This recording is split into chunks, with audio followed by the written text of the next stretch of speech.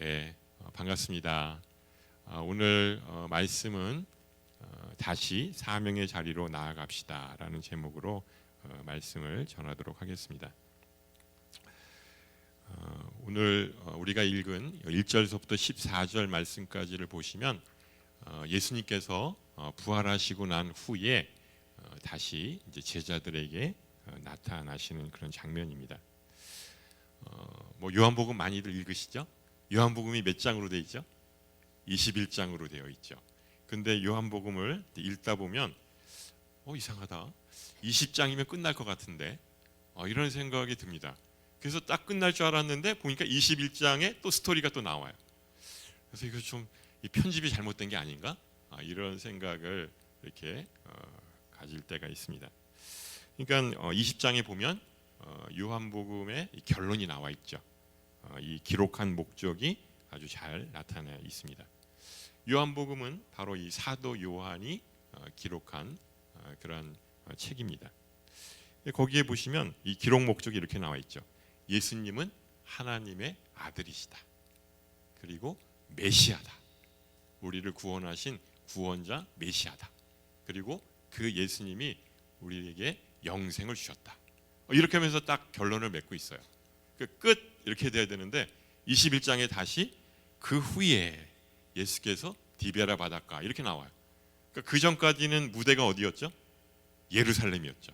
예루살렘이었는데 갑자기 21장에 디베라 바닷가 어디죠? 갈릴리 호수로 다시 무대가 바뀌는 것을 보게 됩니다. 그러니까 어떻게 보면 마치 사족처럼 이렇게 21장이 이렇게 기록되어 있습니다. 이유가 뭘까요? 사도 요한이 헷갈려서 그렇게 편집했을까요? 이유가 있겠죠. 그것은 바로 예수님께서 제자들에게 다시 한번 제자의 사명을 일깨워 주시기 위해서입니다. 제자들은 예수님이 바로 하나님의 아들이시고 또 메시아라고 하는 것을 알았습니다. 아는 걸로 끝나면 될까요? 아니죠. 아는 것을 땅끝까지 그 복음을 전해야 하는 사명을 갖고 있었죠. 그래서 제자들에게 그 사명을 수행하기 위해서 바로 이 21장이 기록되어 있다고 할 수가 있습니다. 그래서 예수님은 이 제자들을 다시 사명의 자리로 옮겨 놓으셔야만 했습니다.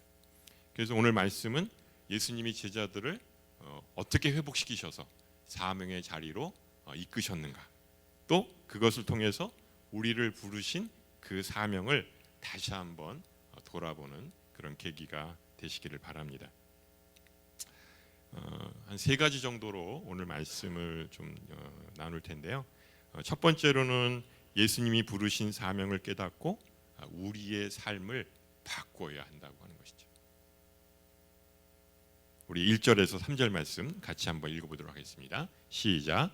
그 후 예수께서는 디베라 바다에서 제자들에게 다시 자신을 나타내셨는데 그 나타내심은 이러합니다.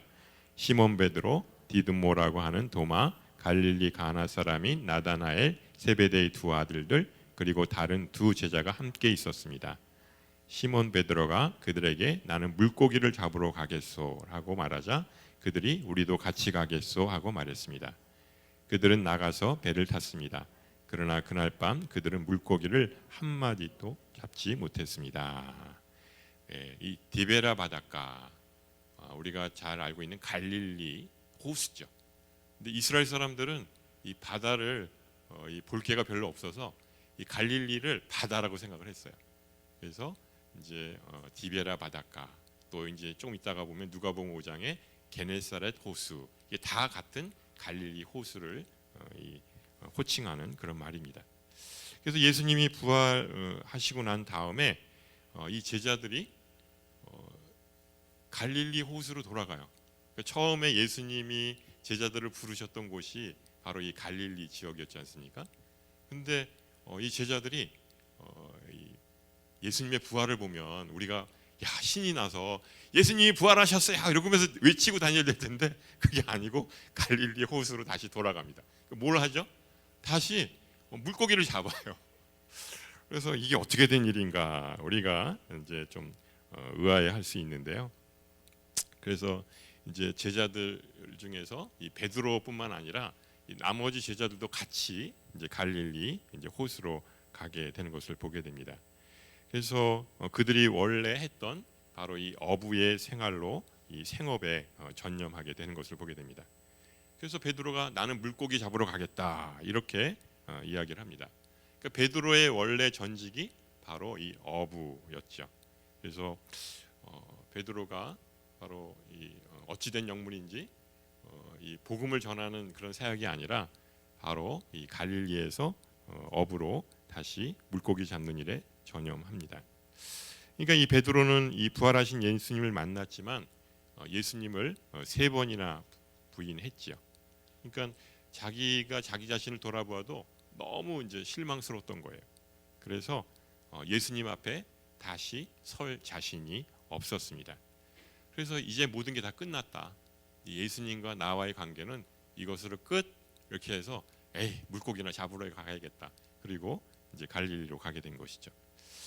예수님께서 분명히 말씀하셨죠. 너는 나를 3번 부인할 것이다. 그때 베드로가 뭐라고 그랬죠? 코웃음을 쳤죠. 다른 사람은 다 부인할지라도 나만은 절대 그러지 않겠습니다. 이러면서 이 확신에 찬 그런 이야기를 했습니다. 큰 소리를 탕탕 쳤던 것이죠. 그랬던 그가 이 어린 여종의 한마디에 바로 무너지고 만 것입니다. 그러니까 그 모습을 생각하니까 너무나 부끄러웠어요. 뭐 쥐구멍이라도 있으면 들어갈 그런 심정이었습니다. 그래서 예수님을 다시 봐야 하는데 도저히 그 얼굴을 볼 수가 없었던 것입니다. 그래서 처음에 자기가 했던 일, 또 갈릴리에서 했던 일로 돌아가는 것이 최선의 방법이라고 생각을 했습니다. 그런데 이 베드로가 혼자만 조용히 가면 얼마나 좋겠어요. 이걸 또 떠벌리는 거예요. 그 잘 아시죠? 디스크에서 I형이라고 하는 거 베드로가. 그러니까 이 행동보다는 말이 더 앞서는 사람이 베드로인데 나는 물고기 잡으러 갈 거야 그랬어요. 그랬더니 그 12제자 중에서 무려 7명이 쫓아갑니다. 그만큼 리더십은 있었던 것이죠. 그래서 이제 그 누가 갔는지 거기에 보면 베드로, 도마, 나다나엘, 또 야고보의 2 아들 그랬는데 바로 야고보와 요한, 그리고 실명이 거론되지 않은 2 제자, 무려 그 11명 중에서 7명을 데리고 이제 갈릴리 호수로 갑니다. 그리고 나서 이제 물고기를 잡으러 가죠. 그래서 사실 어떻게 보면 이걸 뭐 탓할 수는 없어요. 아무리 사명을 받았다 할지라도 사실 생업은 또 가져야 되니까 사도 바울도 이 텐트 메이커를 했잖아요. 그러니까 물고기를 잡으러 가서 먹고 사는 그런 문제를 또 해결해야 되기 때문에 또 그것을 우리가 탓할 수는 없습니다. 그래서 이제 그들이 밤새 열심히 이렇게 고기를 낚았습니다. 그런데 밤새도록 이렇게 이 전문가잖아요. 평생을 그렇게 어부로 살았으니까 어디에 물고기가 많은지를 알았을 텐데 그날따라 밤새도록 물고기 한 마리를 잡지 못했습니다. 그러니까 밤새도록 이 허탕을 치고 만 것이죠. 그런데 지금 우리가 보고 있는 거는 요한복음 21장이잖아요. 이 비슷한 장면이 또 있죠. 누가복음 5장에 보면 처음 이 베드로를 만났던 그 장면이 있습니다. 그래서 거기에는 이제 게네사렛 호숫가라고 나와 있는데 바로 거기서 처음 예수님을 이 베드로가 만납니다. 그날도 밤새도록 열심히 이렇게 이제 그 물질을 했죠. 물고기를 잡으려고 했는데 그날따라 한 마리도 잡지 못했어요. 이제 밤새 이제 일을 했으니까 피곤해서 그래서 이제 그물을 정리하고 그리고 이제 빨리 집에 가서 쉬어야겠다 했는데 왜 난데없이 그 30대 젊은 청년이 자기 배에 뛰어오르는 것입니다. 그러면서 배를 타고 나가자 이렇게 얘기를 하는 거예요. 너무 황당했죠.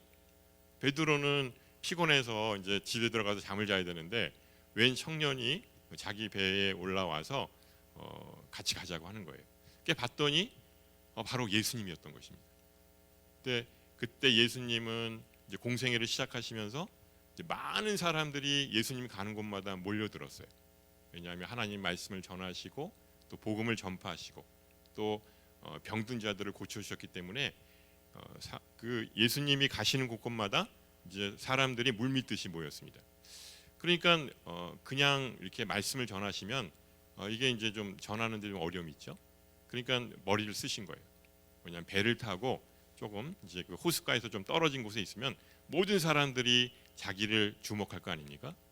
그러니까 베드로는 옆에서 이제 배를 젓고 그리고 예수님은 이 천국 복음을 전하신 것이죠.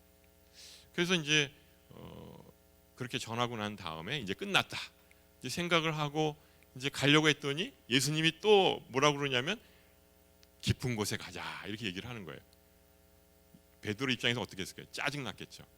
이제 끝난 줄 알았는데 또 이게 뭐야 이러면서 깊은 데로 갔습니다. 근데 베드로가 생각하기에 깊은 데로 왜 갈까? 궁금했을 겁니다. 왜냐하면 이 물고기는 깊은 데 없거든요. 그때는 아침이었기 때문에 그때는 이제 얕은 이런 물가에 물고기들이 많이 있습니다. 근데 예수님이 깊은 데로 이제 가라고 했을 때 사실 속으로는 좀 비웃었겠죠.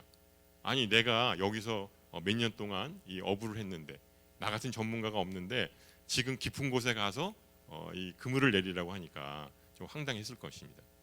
그렇지만 이 베드로의 그 위대한 점은 뭐냐면 바로 이 예수님 말씀에 순종했다고 하는 것입니다. 내가 밤새도록 제가 물고기를 잡으려 했지만 한 마리도 잡지 못했습니다. 하지만 제가 예수님 그 말씀에 의지하여 그물을 내리리이다. 그 그물을 내렸더니 이게 웬일입니까? 그러니까 자기가 여태까지 갖고 있던 상식하고는 전혀 어긋나게 엄청난 그런 물고기를 잡게 된 것입니다.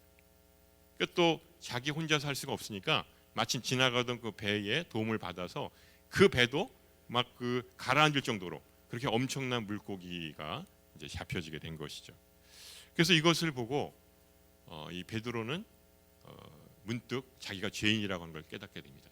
그러면서 예수님에게 제가 죄인입니다라고 하면서 이렇게 회개하는 그런 장면이 나오게 되는 것을 보게 됩니다.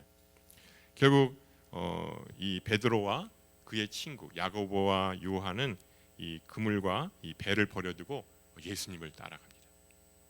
이전까지는 물고기를 잡는 어부였는데 이제는 사람을 낚는 어부가 된 것입니다. 그러니까 예수님은 부활하신 후에 이 갈릴리에 있는 이 제자들 앞에 다시 나타나십니다. 근데 이상한 것은 이 제자들이 예수님을 알아보지 못해요. 분명히 부활하시고 그리고 그 모습 그대로 나타나셨을 텐데 제자들은 알아보지 못합니다. 왜 그랬을까요? 아마 자기 문제에 빠져서 이 먹고 사는 문제를 이 걱정하는 바람에 이 부활하신 예수님의 모습을 제대로 알아보지 못했던 것 같습니다. 그러니까 그때와 지금 처음 이 예수님을 만났을 당시와 지금은 똑같은 갈릴리 호수였습니다. 근데 예수님을 만나지 못했을 때 자기 힘과 자기의 능력으로 물고기 한 마리 잡지 못했던 것입니다. 아무리 물고기 잡는 일을 평생 동안 해온 이 베드로와 그의 친구들이지만 예수님을 떠나니까 물고기 한 마리 잡지 못하는 일이 생기게 된 것입니다. 그래서 우리가 이것을 보면서 알 수 있는 것은 우리들도 예수님을 떠나서는 사실은 아무것도 우리가 제대로 할 수 없다고 하는 것을 깨닫게 됩니다. 이 요한복음 15장 5절에 보시면 이렇게 나와 있습니다. 이 개역개정에 보면 이렇게 나와 있는데 우리 같이 한번 읽어보겠습니다. 나는 포도나무요 너희는 가지라. 그가 내 안에 내가 그 안에 거하면 사람이 열매를 많이 맺나니 나를 떠나서는 너희가 아무것도 할 수 없음이라. 그러니까 예수님은 참 포도나무고 우리는 가지라고 이렇게 말합니다. 그래서 우리가 바로 예수님 안에 그렇게 거하게 되면 우리가 많은 열매를 맺게 된다고 말하고 있습니다. 그러니까 우리의 사명은 예수님과 함께 연합할 때만 참된 의미가 있습니다. 그러니까 우리는 예수님께로 다시 돌아가야 합니다. 그래서 우리의 삶을 예수님이 원하시는 방향으로 올바르게 바꿔야 하는 것입니다. 그러니까 때로 우리의 사역을 이렇게 감당할 때 우리 뭐 수요예배 스태프들도 있고 또 여러 이제 양지원들 이렇게 사역팀들이 있는데 그러니까 연말이 되면 항상 이제 이 목회자들이 긴장하는 것은 올해까지만 하고 그만두겠습니다. 너무 힘들어요. 그러면서 이제 막 이제 통보를 합니다. 이 해지 통보를 합니다. 그러면 너무 부담이 되는 거예요. 이게 또 내년에 어떻게 사역을 감당할까? 그것은 이해가 됩니다. 왜냐하면 1년 동안 또 사역하시면서 많이 힘드시고 또 번아웃도 되시고 아마 이렇게 됐을 겁니다. 그렇지만 우리가 다시 한번 돌아볼 것은 예수님과 함께 한다면 우리가 능히 감당할 수 있다고 하는 것이죠. 내가 올 한 해 동안 그 사역을 감당했을 때 내 힘과 내 능력으로만 하지 않았을까? 한번 그것들을 돌아보면 좋겠습니다. 그래서 예수님과 함께 하게 되면 반드시 예수님께서 힘과 또 지혜와 능력을 주실 줄로 믿습니다. 이 두 번째는 이제 예수님의 부르심을 기억하면서 이 사명의 자리로 다시 나가야 한다는 사실입니다. 이 5절 말씀에 보면 이렇게 나와 있습니다. 예수께서 제자들에게 얘들아 물고기를 좀 잡았느냐 하고 물으시자 그들은 한 마리도 잡지 못했소라고 대답했습니다. 예수님이 이렇게 물어봤으면 우리 입장에서는 금방 예수님을 알아봐야 될 텐데 그냥 한 마리도 잡지 못했어 이러면서 이제 아마 퉁명스럽게 얘기를 했겠죠. 잡지 못했으니까. 그걸 보면 제자들이 바로 예수님을 알아보지 못했다고 하는 것이죠. 근데 이상하게도 이 부활하신 예수님을 잘 알아보지 못해요. 이 막달라 마리아도 이 부활하신 예수님을 이렇게 원래 무덤가에 그냥 갔죠. 그냥 장사를 잘 지내게 하기 위해서 갔는데 거기서 예수님을 보고 동산직인 줄 압니다. 그러니까 예전의 모습하고 전혀 다른 모습을 보게 되는 걸 보게 되죠. 또 엠마오의 두 제자, 엠마오의 두 제자가 이렇게 엠마로 갈 때 예수님이 같이 동행하잖아요. 근데 알지 못해요. 그리고 같이 저녁을 먹고 나서 눈이 번쩍 뜨이면서 예수님을 알아봐요. 그랬더니 예수님이 또 사라져요. 그러니까 이제 부활하신 몸은 우리 지금의 이런 육신하고는 조금 이제 다르다고 하는 것을 알 수가 있습니다. 이것은 아마 자기 문제에 빠져 있거나 또 죄에 사로잡혀 있을 때 이 거룩하신 예수님을 제대로 알아보지 못하는 것을 보게 됩니다. 우리 6절에서 8절 말씀 같이 한번 읽어보도록 하겠습니다. 시작. 예수께서 제자들에게 말씀하셨습니다. 그물을 배 오른편에 던져보라. 그러면 물고기가 잡힐 것이다. 제자들이 그물을 배 오른편에 던지자 물고기가 너무 많이 걸려 그물을 배 안으로 들어올릴 수가 없었습니다. 예수께서 사랑하시던 제자가 베드로에게 말했습니다. 주이시다. 시몬 베드로는 주이시다라는 말을 듣자마자 벗어두었던 겉옷을 몸에 걸치고 물로 뛰어들었습니다. 그러나 다른 제자들은 배를 탄 채 물고기가 가득한 그물을 끌면서 배를 저어 육지로 나왔습니다. 배가 바닷가에서 약 200규빗 정도밖에 떨어져 있지 않았기 때문입니다. 그러니까 예수님이 제자들에게 배 오른편에다가 그물을 던져보라 이렇게 얘기합니다. 이번에도 마찬가지로 제자들이 예수님 말씀에 순종합니다. 그렇지만 예수님인지는 아직은 모르고 있는 이제 상황입니다.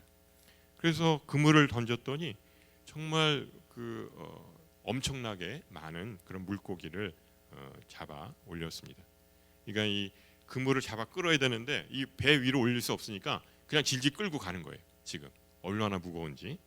그래서 이제 그때 제일 먼저 이 예수님을 알아본 사람이 나오죠. 누구죠?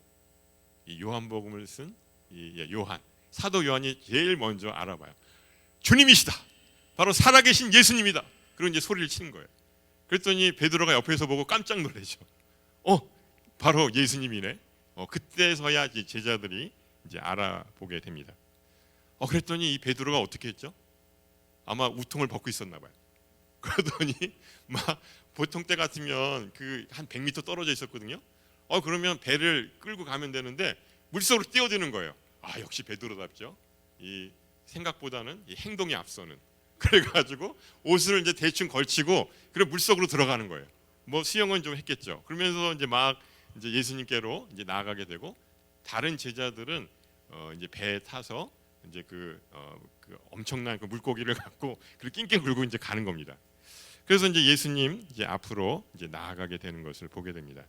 근데 이 장면은 이 막달라 마리아가 이렇게 예수님을 만나잖아요. 그리고 제자들에게 전합니다. 예수님 부활하셨다 그러겠더니 그 베드로와 그 요한이 달려갑니다. 무덤으로. 제일 먼저 누가 도착하죠? 요한이 먼저 도착합니다. 그러니까 요한이 아마 좀 이 다른 박질이 조금 빨랐던 것 같아요. 그런데 무덤 앞에 딱 멈추자마자 그 예수님을 만나려면 들어가야 되잖아요. 근데 들어가질 않고 거기서 멈칫합니다. 그리고 주저주저합니다. 그때 베드로가 뒤따라오더니 그냥 성큼 들어갑니다. 베드로는 그냥 이 생각보다 이 행동이 앞서기 때문에 먼저 이제 들어가게 되는 것이죠. 그래서 이 두 사람은 사실 막역한 친구였죠. 왜냐하면 베드로가 이렇게 예수님을 따라갔을 때도 같이 야고보 요한이 쫓아갔잖아요. 근데 둘은 끝까지 라이벌이었습니다. 왜냐하면 이 다음 장면에 보면 네가 나를 사랑하느냐 하면서 예수님이 3번 묻잖아요, 베드로한테. 그러면서 여태까지는 네가 원하는 대로 갔지만 이제는 네가 띠띠우고 원하지 않는 곳으로 갈 것이다. 그러니까 베드로가 어떻게 죽었죠? 순교를 했는데 예수님은 똑바로 십자가에 달려 돌아가셨다고 해서 거꾸로 매달려서 순교한 것이 바로 이 베드로죠. 그랬더니 베드로가 뭐라고 그랬냐면, 근데 그럼 요한은 어떻게 되죠? 그러니까 그거 신경 쓰지 마라. 너는 너고.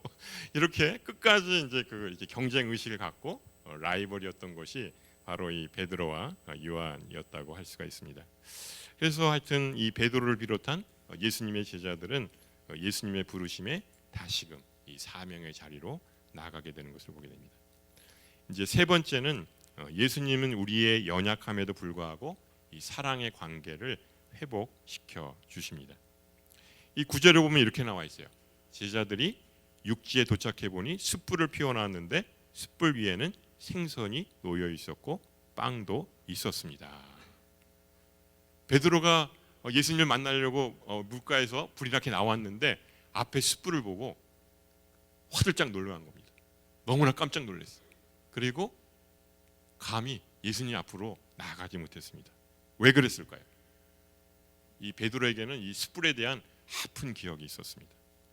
이 로마 군인들에게 끌려가는 예수님을 보면서 이 베드로가 뒤쫓아갑니다. 그런데 어떻게 되나 궁금했을 때 그때 마침 이렇게 그 숯불이 피워져 있었는데 거기서 이제 불을 쬐면서 예수님이 어떻게 되지? 이렇게 이제 조바심을 이제 갖고 이렇게 지켜보고 있었습니다. 근데 그때 바로 옆에 그 여종이 이 베드로를 보면서 얘기합니다. 당신은 바로 예수님의 제자가 아니냐? 이러면서 이렇게 질문을 합니다. 그러더니 베드로가 깜짝 놀라면서 아니다. 나는 예수님의 제자가 아니다라고 이렇게 얘기합니다.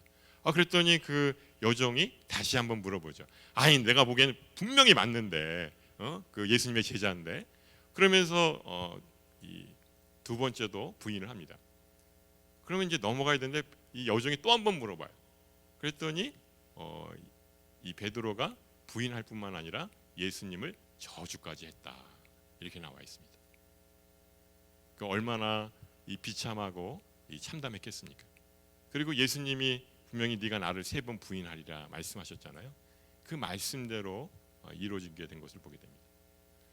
그러니까 그렇게 호언장담하고 다른 사람은 다 부인할지라도 저만은 절대 그렇지 않습니다라고 했는데 하루아침에 그 여종의 말에 그냥 무너지고 만 것입니다.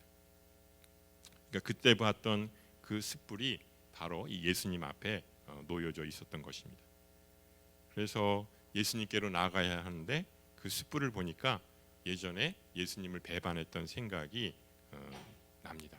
그래서 마치 마음이 칼로 난도질을 당한 것처럼 아프고 고통스러웠습니다. 그렇지만 예수님은 아무렇지도 않게 숯불을 피우고 생선을 올려놓고 또 거기다가 빵을 올려놓았습니다. 그러면서 제자들에게 물어봅니다. 물고기가 좀 있느냐라고 물어봤습니다. 그랬더니 이 10절 11절에 보면 이렇게 나와 있습니다. 우리 같이 한번 읽어볼까요? 시작. 예수께서 제자들에게 말씀하셨습니다. 너희가 방금 잡은 생선을 좀 가져와라. 시몬 베드로가 배에 올라 그물을 육지로 끌어내렸습니다. 그물 안에는 큰 물고기가 153마리나 들어 있었습니다. 물고기가 이렇게 많았는데도 그물은 찢어지지 않았습니다. 이번에는 물고기를 일일이 세어봤나 봐요. 사도 요한이. 이걸 보면은 C형인 것 같아요. C형은 아주 그 세밀한 그런 성격이거든요. 153마리를 이제 씌었습니다. 우리가 그 모나미 볼펜 있잖아요. 거기도 보면 153 이렇게 나와 있잖아요.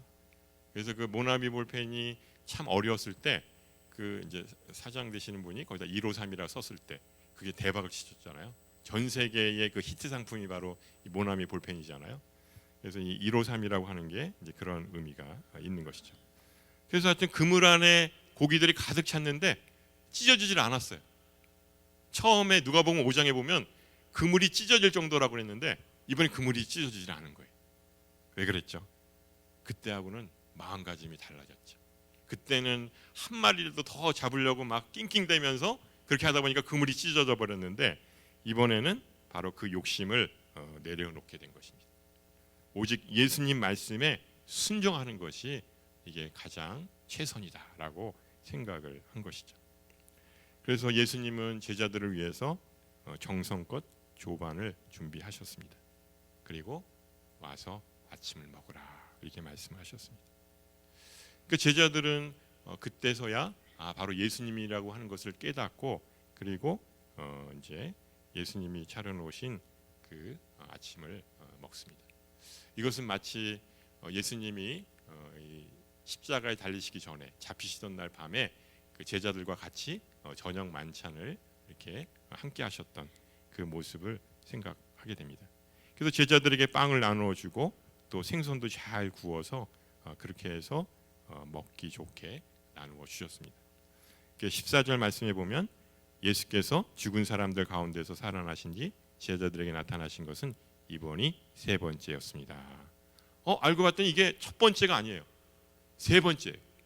그래서 요한복음을 읽어보시면 처음에 너무나 그 예수님이 십자가에 달려 돌아가시는데 너무나 두려워서 자기네들도 십자가에 죽을까봐 일부러 마가다락방에서 몰래 숨어 있었죠.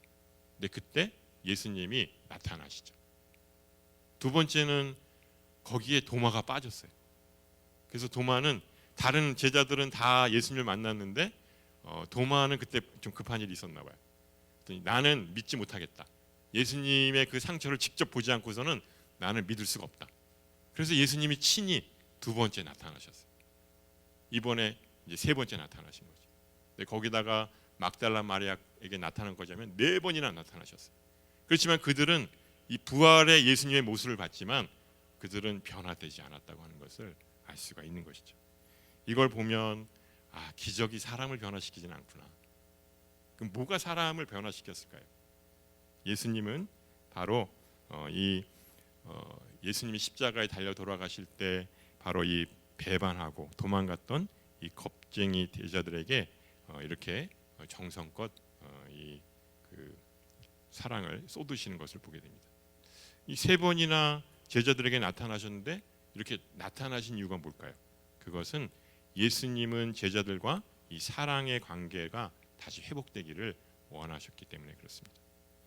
그러니까 그들을 사랑하시되 끝까지 사랑하신 것입니다.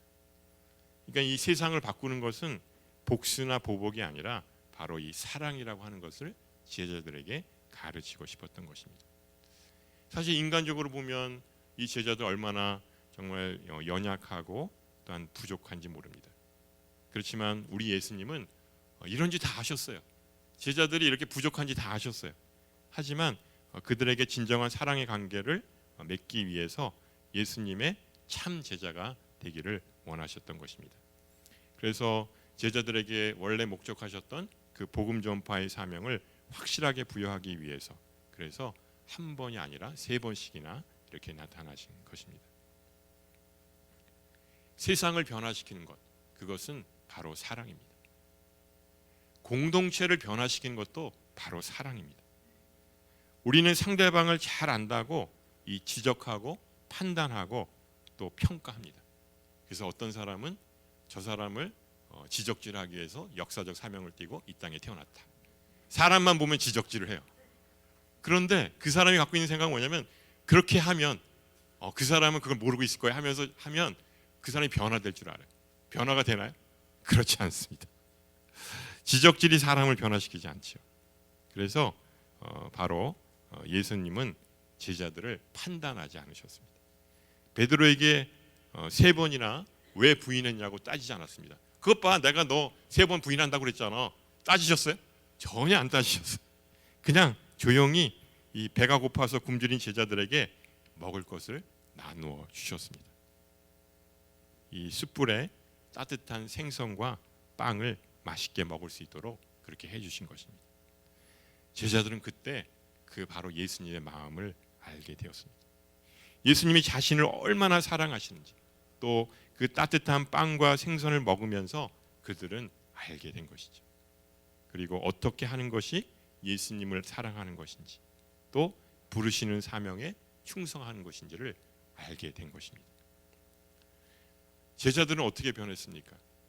오순절 성령 강림 사건 이후에 그들이 성령의 충만하심을 받고 담대하게 복음을 전했던 것을 보게 됩니다.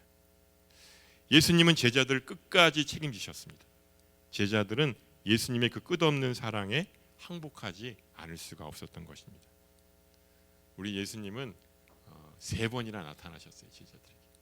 그것은 예수님도 하나님과 마찬가지로 고집이 세시다고 하는 것이죠. 내가 한번 찍으면 영원히 책임지겠다, 이렇게 예수님이 생각하신 것이죠. 그래서 그러면 우리는 어떻게 해야 되죠? 이런 예수님을 이길 수 없어요.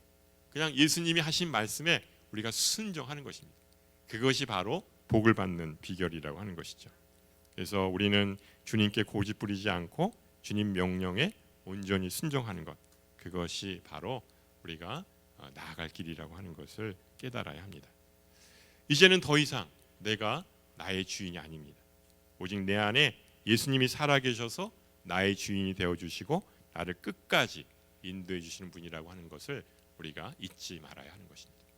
그런 은혜가 우리 모두에게 임하시기를 주님의 이름으로 축원합니다. 네, 기도하겠습니다. 살아계신 하나님 아버지, 감사합니다. 예수님의 진정한 사랑을 깨닫게 해주셔서 참으로 감사합니다. 저희들의 연약함을 책망하지 않으시고 끝까지 참으시고 다시 사명의 자리로 인도해 주셔서 감사합니다. 예수님의 그 넘치는 사랑을 통해서 진정한 사랑을 깨닫게 하여 주시옵소서. 그리고 그 사랑이 흘러가 축복의 통로로 저희들을 삼아 주시옵소서. 양지온누리 공동체를 축복해 주시기를 원합니다.